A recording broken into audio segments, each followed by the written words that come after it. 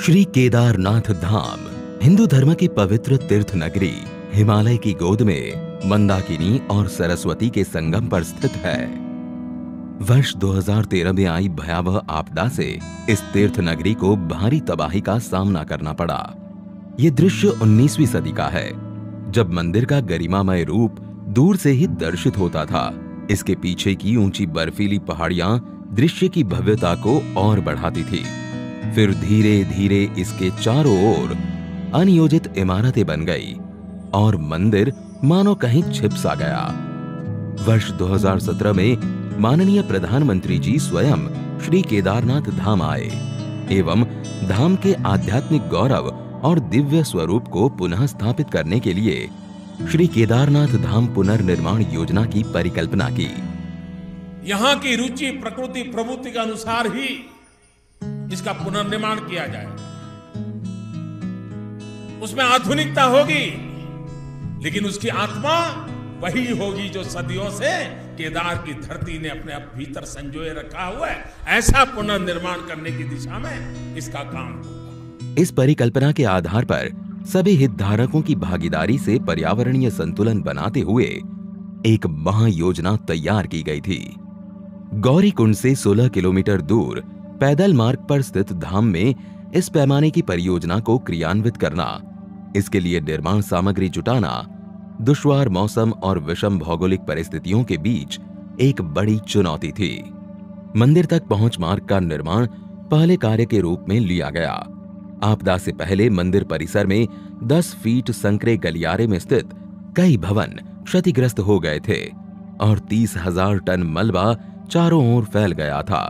इस मलबे को 840 फीट सीढ़ीदार मंदिर गलियारे के रूप में विकसित किया गया। इसका निर्माण क्षेत्रीय कारीगरों द्वारा 20,000 स्थानीय उपलब्ध पत्थरों का उपयोग करके किया गया।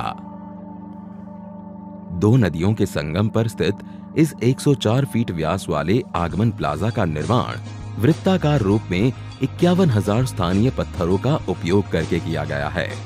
वहीं मंदिर प्लाजा का निर्माण 4,340 वर्ग मीटर क्षेत्र में 15,200 स्थानीय पत्थरों से किया गया है। बाढ़ से सरस्वती और मंदाकिनी नदी के किनारों के साथ बह गई भूमि के पुनर्ग्रहण तथा बहुस्तरीय बाढ़ सुरक्षा कर मंदिर परिसर को एक द्वीप के रूप में बहाल करने के लिए दोनों नदियों पर बाढ़ सुरक्षा दीवारों का निर्माण कार्य किया गया। आपदा से क्षतिग्रस्त हो गए तीर्थ पुरोहितों के आवासों के पुनर्निर्माण का कार्य चौथे कार्य के रूप में लिया गया। चरणबद्ध तरीके से तीर्थ पुरोहितों के घरों का निर्माण स्थानीय पत्थर, लकड़ी और ढलवां छत उपयोग कर स्थानीय स्थापत्य शैली द्वारा किया जा रहा है। 5वें कार्य के रूप में आपदा से क्षतिग्रस्त श्री आदि गुरु शंकराचार्य समाधि के पुनर्निर्माण को लिया गया।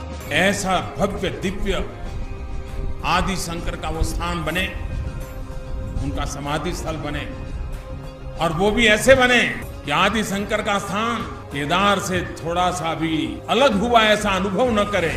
समाधि तक पहुंचने के लिए ये भूमिगत रचना, जिसमें स्मारकीय दीवारों के बीच चलकर जाना तीर्थयात्रियों को एक अनूठी यात्रा का अनुभव प्रदान करता है।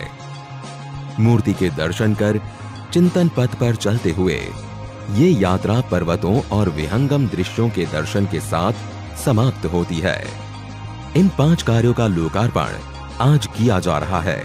इसी के साथ लगभग 185 करोड़ की लागत से निर्मित हो रहे विभिन्न विकास कार्यों का शिलान्यास भी किया जा रहा है, जिनमें प्रमुख है मंदाकिनी एवं सरस्वती नदियों के तट पर स्नान और धार्मिक अनुष्ठानों को सुगम करने हेतु विशाल संगम घाट का निर्माण, धाम में यात्रियों के सुविधार्थ यात्री सुविधा केंद्र, रेन शेल्टर, जलपान गृह आदि का निर्माण, कुशल तीर्थ क्षेत्र प्रबंधन हेतु पुलिस स्टेशन एवं कमांड एवं कंट्रोल सेंटर का निर्माण, किसी भी अप्रिय घटना एवं विषम भौगोलिक परिस्थितियों में यात्रियों को चिकित्सा सेवाएं उपलब्ध कराने के लिए एक अत्याधुनिक चिकित्सालय का निर्माण किया जा रहा है, जिसमें आपातकालीन सेवाएं, ऑपरेशन थिएटर, आईसीयू आदि की सुविधा होंगी।